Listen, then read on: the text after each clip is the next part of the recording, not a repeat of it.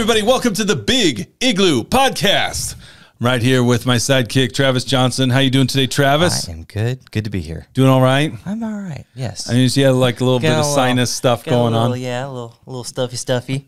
It's all right. But it makes your voice sound a little bit deeper. A little more manly or something. That's right. That's right. You just call me Thor. Okay, moving on. Here we go. All right. That was a free dad joke. That wasn't really a dad joke. Smart theology, dumb dad jokes. Travis is on a roll already. Here we go. Hey, so, what we're going to do today, Travis, is we're going to take on, this is kind of where we're wrapping up our kind of fly over the New Testament. We're going to take one of Paul's letters here. Last week we did Philemon, and we're going to kind of maybe build on some of that with Philemon, because what we're going to get to with this passage. Now, here's the deal. What we're going to get to is kind of the importance of context, all that. Admittedly, this is a difficult passage. All right. Challenge accepted. Yeah, and I'm maybe regretting this a little bit. Maybe as we read this, you might understand why. It's one of those passages, Travis's. It's one of those passages. We don't edit people, right? Yeah. We just point the camera and go. So it's one of those passages that, unfortunately, down through the ages, this has been one of those. It is a controversial passage. I'm not here to, settle any controversy or anything like that, but maybe just help people slow down. Yep. And if anything, just point out that there's some things along the way. And listen, that's my intention with the Big Igloo podcast, with the smart theology. We have to take time and slow down and do things. And here's the deal is, I'm a pastor. I'm someone who teaches the word. I want to do my best. I want to present in a truthful and honest way. But hey, I'm a human being. Yeah. I'm a human being. I'm trying to get it right. And there's something incredibly difficult about taking something that's been there for 2,000 years. Yeah. We are 2,000 years removed from the events that we're about to read. Yeah, lots have changed. Lots has changed. And here's the thing. Here's one of the things that I think is tricky when people come to faith and we tell people, go read your Bible. Yeah. Go read your Bible. Yeah, good Christian answer. Good Christian, do it, right? Yeah, yep. Go read your Bible. The problem is that what ends up happening is we almost act like we can take our Bible and just run it right into our lives seamlessly. Is that how it works? Absolutely not. Why not? Because you get into trouble with verses like this, where it gets misapplied, and then all of a sudden the church becomes way out of line with what the Bible was actually trying to teach. Right. And something that's so interesting too is I'm learning the longer I live that God really wants us to live with wisdom. And it's been that way from the beginning. It's amazing. And I really do think that we can go back to the Garden of Eden. We can see God's intent in the beginning. We can see that God says, hey, here's this wonderful place. Here's Eden. Here, you guys do this, be fruitful, multiply, cause flourishing, all this. Take Eden and spread it to the ends of the world. Rule this creation together. Oh, there's one tree over here. Don't eat of that. That's the knowledge of good and evil. But there's a tree of life there. Right. Yeah. And there's all this other stuff. You can eat from everything else. And of course, we as humanity, we look at that and we go, but this tree looks nice. Yeah. Right. And what's crazy is then you see that we do what's right in our own eyes. And anytime that happens in the Bible, it doesn't go well for people. Trouble, right. And it's that story over and over and over again. Yeah. And so I guess as I think about just, going to the Bible and looking at these things and looking at these truths, we need to understand that broader context. Yeah. We need to understand, what was God's intent? What was God's design? And what's crazy about this is in the Garden of Eden, there were two trees, the tree of life and the tree of the knowledge of good and evil. And what I find interesting is later in Proverbs calls wisdom, the tree of life. Tree of life. Yeah. And so here's the thing is God's heart is for us to be people of wisdom, to walk with wisdom. And this is cool. This is bonus content, people. Okay. This is something I've just been chewing on lately. Actually, part of this just comes because I listen to the Bible Project podcast and I really appreciate what those guys are cranking out. And there's a spot in Numbers where this guy has these daughters. Okay. And they basically go, because God's already said, hey, give the land to the sons and, the different tribes and all this stuff. And these daughters are like, wait a minute. Like, our father doesn't have any sons, and he's going to pass away. So what happens to his share of the land? It's not right. It's not right that his legacy cannot live on through us. And so they petition Moses. And Moses looks at them and says, okay, I'll take it before the Lord. He goes to God, and God says, they're right.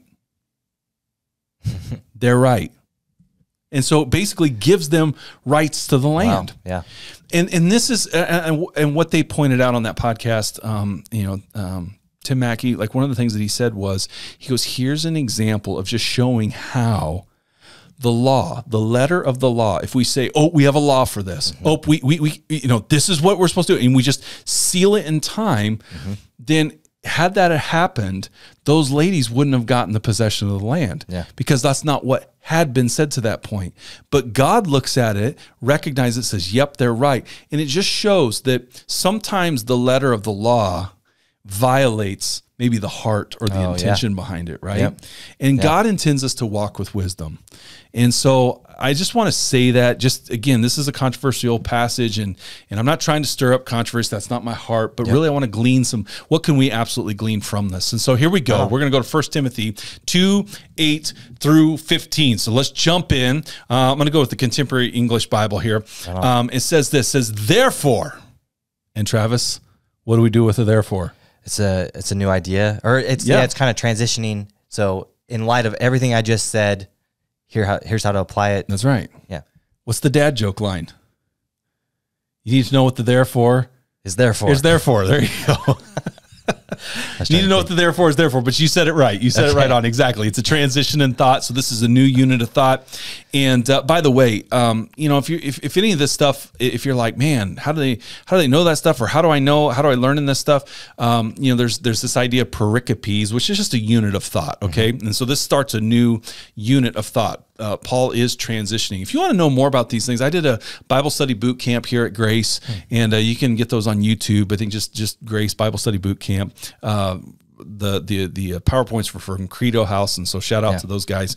It's a great resource, but we're going to tap into some of those things today. So therefore, okay, new unit of thought.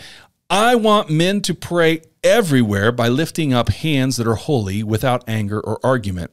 In the same way, I want women to enhance their appearance with clothing that is modest and sensible, not with elaborate hairstyles, gold, pearls, or expensive clothes. They should make themselves attractive by doing good, which is appropriate for women who claim to honor God. A wife should learn quietly with complete submission. I don't allow a wife to teach or control her husband. Instead, she should be a quiet listener. Adam was formed first and then Eve. Adam wasn't deceived, but rather his wife, and became the one who stepped over the line because she was completely deceived. But a wife will be brought safely through childbirth if they both continue in faith, love, and holiness together with self-control. All right. Paul going crazy deep and hard to understand. What, Paul? What? What about the childbirth thing? What does that mean? Yeah, I got to be pregnant to go to heaven? What? No, that's not what he's saying. But here's the deal: we got to kind of uncover some of this, Travis. Yes. So what do we do? Well, the therefore, as you said there, okay, so that marks this transition and separation from a previous section, right? And so obviously, what's something that stands out to you as far as like what's Paul addressing in the 30,000-foot view? So yeah, men and women in the church, and how they relate to each other, how business is done day to day, teaching, all that stuff. Yeah. So Paul's got some stuff to say. Yeah. And so as you look at that, he's talking about how they are to interact with one another. What are some of the problems that you see there? So I mean, one of the things is obviously there must be some women that are being loud, boisterous, and so or at least being, call it ungodly, or maybe something about their conduct is not honoring God. Yeah, it's not probably wise. Right. And so then again, it's just I guess I don't know. Yeah. I'm trying to. Yeah, no, there's a lot. There is a lot. I think if I could boil it down to, it seems that because it's not I mean, obviously, it seems like he says a lot more to women here specifically, but he does start off by saying, I want men everywhere to pray by lifting holy hands, right? Without anger or argument. So if we're going to look at men, something about what's going on there, men are angry and argumentative, right? There's something there. They're not honoring God in that way. And so Paul feels the need to address that. So we could say Paul's dealing with anger with men. And then we could say that Paul's dealing with modesty in women. Yeah. Okay. So what do we do with that? Yes, we probably would have to go back and kind of see what the cultural context was when Paul wrote this. Absolutely. And kind of get a view from that, and then from there go and kind of reevaluate this. This verse. Well, and just so let's look at this here, because in again, here's one of the controversies. Here's one of the things, and even being a former youth pastor, when it's I've seen where the church has said things to women like, "Well, you need to dress modestly." Yeah. Okay, that's absolutely, I believe that's true. Here's the thing, though. I think that you could say similar things to guys, though, too. For sure. It's not just that women, it's something that they have to adhere to, but it's something that is a principle. But here's the problem. If we just take this and we just try to go right from Paul's time to our time, well, let's look at this. They cannot, let's see here, modest, sensible, not with elaborate hairstyles. So there you go. Well, count my wife out, right? She likes to go get her hair done sometimes, right? Yep. Oh, can't wear gold. Oh yeah. So not even a wedding wedding ring, right? Pearls or expensive clothes. Well, how expensive are we talking? Yeah. Are we talking J.C. Penney? Are we talking Louis Vuitton? Are we, what are we talking? Like how expensive is expensive? All right. Paul didn't put any prices in here. Nope. And if he did, would it be in, I'm trying to think of a unit of currency right now. My mind's going blank. All the parables. $1. No. A pound. No. Biblical. Like a talent. Yeah, right. There we go. Yeah. How many minas or talents can we spend? They should make themselves attractive by doing good. So here's a basic biblical principle here of interpretation. Again, you want more on this, you can check out one of those Bible study boot camps. But what we want to do is we want to take what is here, what is the context, what's going on, and then let's extract out of it the timeless principle, and then apply that to our context today. And so, now here's the thing. I want to give some historical, context here. Yep. This is something that our group put together for our response, to this question about, women in the clothing. It says, under the historical background of first century Roman law, the status of citizens was primarily identified from dress codes, jewelry, and hairstyles. So what you wore is really important. You are what you wear, in Roman times. And I think there's an element of that today. I think, it's funny because I think there's nothing new under the sun. I think in some ways today we flip on the television and we see whoever, whether it's Kim Kardashian or whether we see whoever and what they wear, and and it's crazy because I think Kanye West he had a plain white T-shirt on sale on his website. It was $120. $120 for one. He sold out. Yeah, that's because it's it's Yeezy clothing, right? And which, hey, more power to you, Kanye, I guess, or whatever. But the thing of it is like it still is somewhat of a status, maybe not for us Nebraskans out here. We just like, we can just get our stuff at Walmart if we want to, right? But again, all this matters in the context. And again, am I saying that you can't have Gucci or Prada or something like that? Well, I'm not saying that, but back in Roman times, they were what they wore. Modesty for the first century woman was a common standard in Paul's context, with dress indicating her status as being, now here's key, being married or unmarried / unmarried chaste. Okay. So really there was a way in which you portrayed yourself in society that kind of signaled, were you someone who was pure and keeping yourself, right? Or were you a prostitute? because there was a very much a distinction between the way you dressed, right? Yeah. So women's dress and outward appearance could have been connected to false teachings. And this says in verse 1:3 through 11. So Travis, I want you to cue that up here in a second. We're going to read that in a second. Because here's the deal. We got to go back. Paul, this isn't just happening in a vacuum. There's stuff happening earlier, okay? Yep. Or the cultural influence of the new wife, okay? The former may not have been the case since modesty was so widely promoted, even in pagan religious processions. Okay, so even the pagans, there was kind of like a worldly code of like, hey, hold on, right? Yep. It would stand to reason that Paul is concerned with how a woman would claim to honor God, that's verse 10, would represent herself in the public space. Paul wants women to appear modest and sensible, not elaborate or expensive.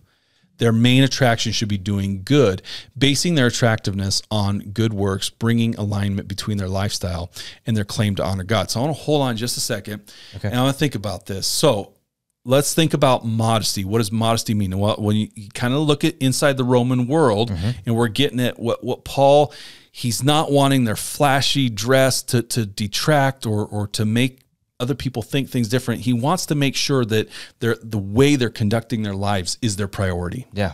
So think about that today now. And again, this is something that I don't think this is just for women. I think it's something that every human being today, especially in our culture today, where it's like, if I think I got to have the nice stuff, I think I got to always, be driving whatever. And again, I'm not against those things, but if my concern is towards those things over my conduct or over the example I'm trying to set, I think we can extract from here this timeless principle that Paul wants us to be focused on doing good and honoring God. Yeah. Before the flashy clothes, the flashy cars, all that stuff. I don't know. For sure. Your thoughts on that? Yeah, I was going to say, basically this is how we present the gospel. We're representing Christ right now. That's right. And so, do you want someone walking in your church and thinking there's a bunch of prostitutes? Yeah. It's going to detract from the message a little bit, right? A little bit, yeah. And so, that's how I see it. It's just it's how you conduct yourself, how you're presenting yourself as a representative of Christ. That's right. So, and again, so that's something that, now granted, Paul's writing to a certain group, a certain people, a certain message, right? He's dealing with problems that are happening there that maybe we are not, facing today, but it doesn't mean it can't be beneficial for us today. Yeah. So our job is to look at that, try and understand what's going on, and it's hard to dig through 2,000 years of history and to find good information of like, well, what is there anything that can shed light onto what Paul is saying here? And so, and again, thinking through this of like, well, again, just me, even as a guy, I could sit there and go, okay, that was Paul's command for women of that day, but man, I'm sitting here thinking about, do I care about, my status? Do I care about, how I present myself in public because I want to look a certain way, or maybe I don't want to be seen as a Christian? Yeah. Maybe I don't, maybe I just want to be this way on Sunday and be out in the culture. You know what I mean? Yep. And so the thing of it is oftentimes when you run in certain circles, like you become kind of part of that crowd. Yeah. And so actually, even though Paul's addressing this to women there, I think there's things I can glean for myself. For sure. Yeah. Right? Does that make sense? Absolutely. So now here's the thing is we're going to jump to this idea of women and learning. Okay. And we see this whole thing about childbirth and teaching and all this stuff and what a woman can and can't do. And by the way, this podcast, there's not enough time to talk. This is not going to be about women in ministry or anything like that. Yeah. And some of you might be thinking, oh, Kris, you're shying away from the tough topics. No, I'm saying I can't do this in a 30-minute podcast. There's way too much here. For sure. But once again, and good Christians have been on both sides of this issue for many years, and so I'm not going to settle the debate today.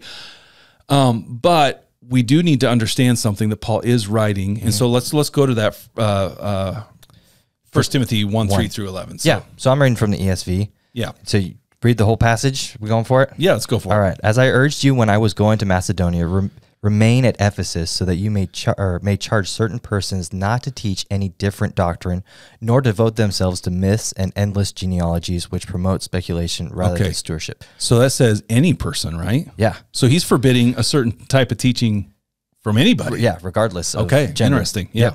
So, rather than promote speculations rather than the stewardship from God that is by faith. The aim of our charge is to love that issues from a pure heart and a good conscience and a sincere faith. Certain persons, by swerving from these, have wandered away in vain discussions, desiring to be teachers of the law without understanding either what they are saying or the things about which they make confident assertions. Wow. Sounds like some TikTok preachers I've seen. I'm sorry. No. Now you Did I step go on my there? toes. You went there. All right, verse 8. Now we know that the law is good if one uses it lawfully, understanding this, that the law is not laid down for the just, but for the lawless and disobedient, for the ungodly and the sinners, for the unholy and profane, for those who make strike their fathers and mothers, for the murderers. Okay, wait. Those who strike their fathers and mothers. So there's maybe a lashing out of anger, possibly, right? Okay, so which we see a little bit later. Okay. So then it goes on, the sexually immoral men who practice homosexuality, Okay. Enslavers, liars, perjurers, and whatever else is contrary to the sound doctrine in accordance with the gospel of the glory of the blessed God with which I have been entrusted. So, I mean, so there's, we were seeing anger, we're seeing sexual practices, we're seeing just not knowing good sound teaching. Yeah. Right. And so Paul is like, so that's kind of his introduction. And then he segues into this therefore, right? Now, here's what's really interesting. And so again, this becomes a question with, okay, so why does he say, women can't teach? And it's really interesting because we see in other letters of Paul where Paul clearly permits women to prophesy. Right. And so this whole idea of a woman keeping silent and stuff, what is this, again, if we just rush to this verse and just try to just apply it in our context today, we could be doing some serious damage. For sure. If we're not really taking into account kind of the socio-historical context. So here's something I want to read. Again, this was something my group kind of put together from some of our research. It says this, it says, education for women was limited in Paul's socio-historical context. In the Roman world, it was controversial and was mostly for upper and middle class girls.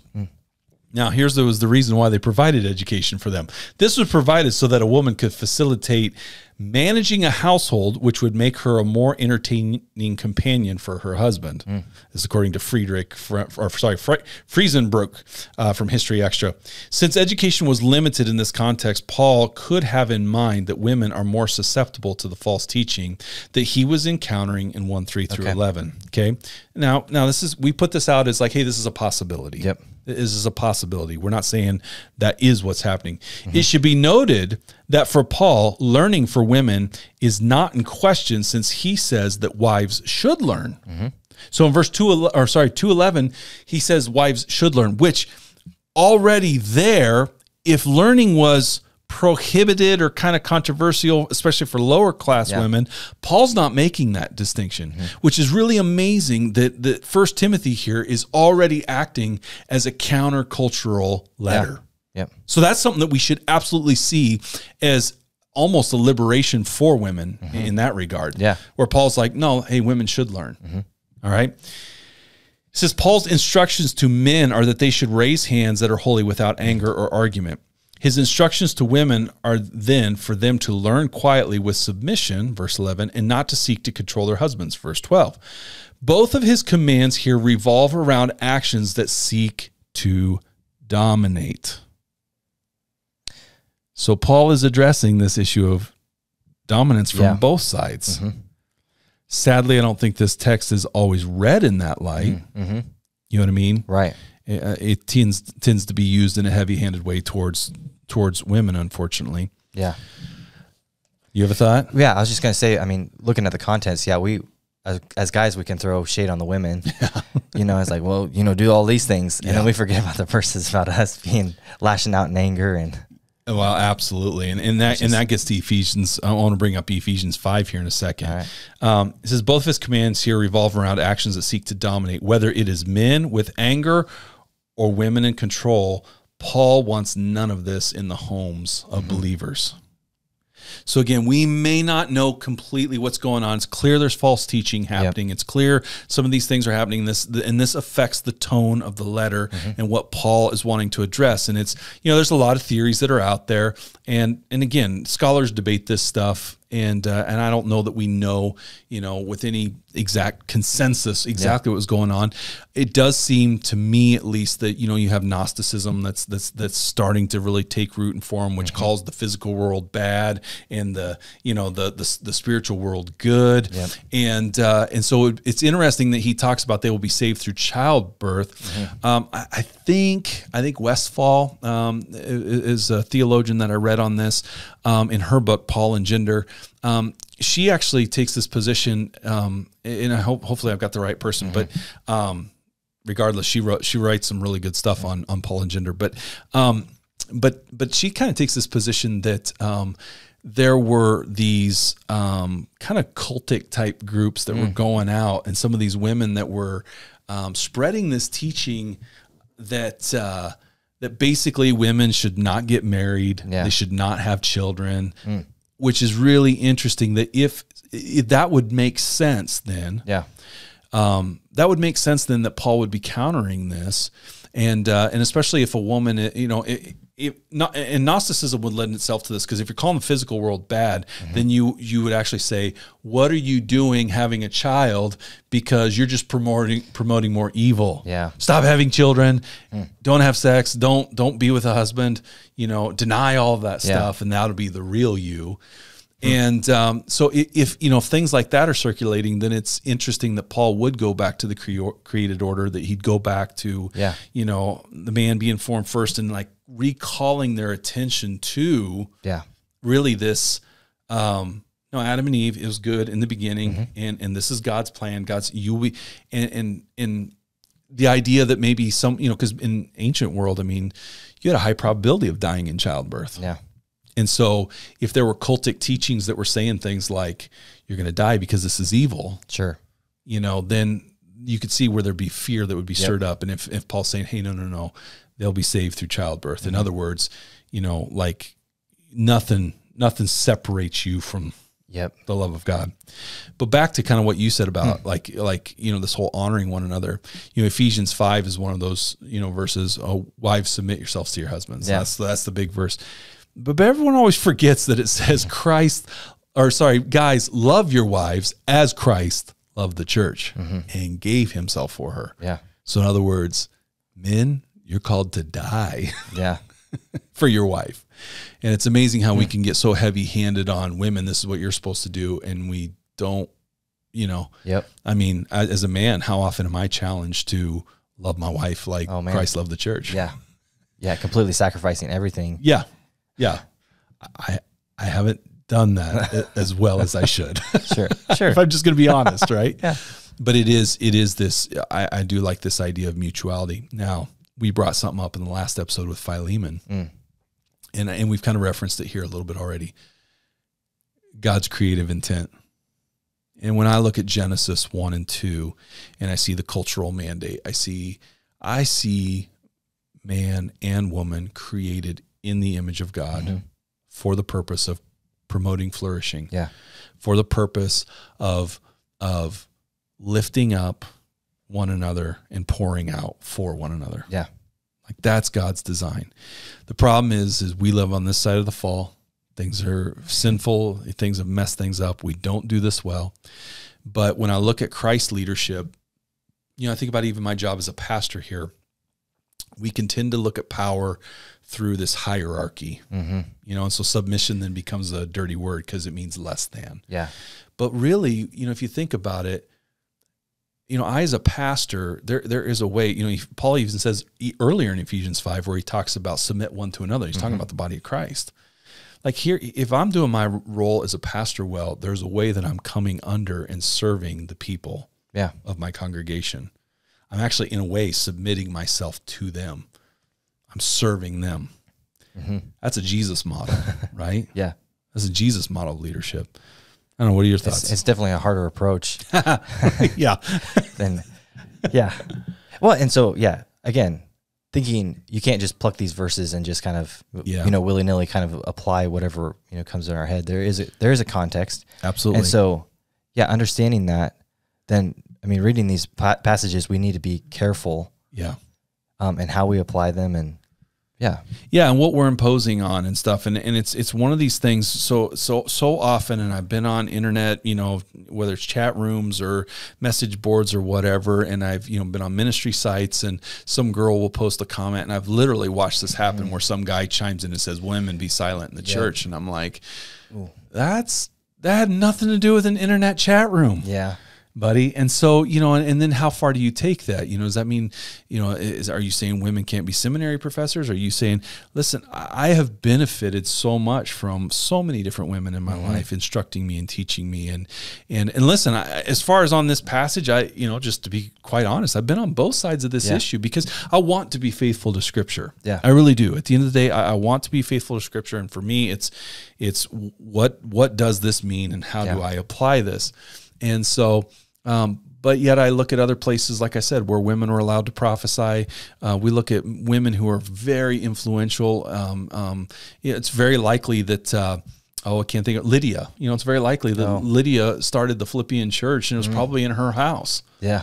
I mean, women were so instrumental. Paul gives so many commendations. We read through those names like they're nothing, but it's like, no, in the antiquity, like you couldn't just go buy a notebook and put names down, and you had a limited amount of space. And Paul's like, he's listing these commendations and so many women who helped him in his ministry and stuff. And I will say this, I do think Christians can differ maybe on some of this stuff. But I do think that the church has been at least definitely way too heavy-handed towards women, and not freeing enough, for women, and not allowing enough opportunity. Yeah, and it's too bad. For sure. Isn't it interesting that Paul says, don't swerve and get, kind of in these weird debates. And that's where we wind up. It's the very thing that we're debating. It's so true. And again, there's people that I really, really respect on both sides of this issue and have strong feelings. And I told you, just before we started recording this, I had a professor that was very much an egalitarian, and I loved learning from him. And he was giving us articles and things to read. And so I wanted to read some of the counter ideas and some of the counterpoints of that. And so, Zondervan has a series, I think it's called Counterpoints or whatever, and they'll take any issue. I mean, it's something like infant baptism or spiritual gifts or predestination, whatever. And they'll like put these scholars out there, and you can read their work and go through. Be careful if you think you want to go into that world. It's like, I just be careful, because it gets really confusing, because these people they've studied it. Yeah. But there's a humility that comes with this when you start looking at this and seeing people have really thought through some of these things. And I guess for me in my journey, I think it's why it's so important that we do this, and hopefully, the Big Igloo podcast, Theology Thursdays, hopefully we're just opening your eyes to, you don't want to just get so myopic, just so focused in on this is how I read this text. It's good to step back and hear from other people and how they interpret things. And, some things we have to agree to disagree. Here's the thing, on the fundamentals, I think they're solid though. Yeah. I believe in the authority of Scripture. I believe Jesus rose on the third day. There are things that I will die on certain hills. Something like this, like what does Paul mean when he's talking about, the being silent, which we didn't even talk about this, but he also talks about the quiet, remaining quiet. He talks about kings, ruling in such a way that we can live quiet lives. So even if you just do a study on the word quiet or silent, go through the book of 1 Timothy, you might come to a different conclusion. Sure. It's interesting. Yeah. I love what you said about Genesis and how important Genesis 1 and 2 is, setting up the original intent and purpose of creation. And there is something important about going back to that. Yeah. And I love that Paul goes back to that, because it really points out Genesis 1 is really, really, really important. It matters. And no matter what, even if you take a headship position and say, okay, Adam was the head over Eve or whatever, it was in a serving capacity. Yeah. It's still, and Jesus models this. Yeah. It's Jesus. Like who doesn't want to follow Jesus? He is the epitome of love and servant leadership. And I'll gladly give my life to somebody like that, who has poured their life out for me.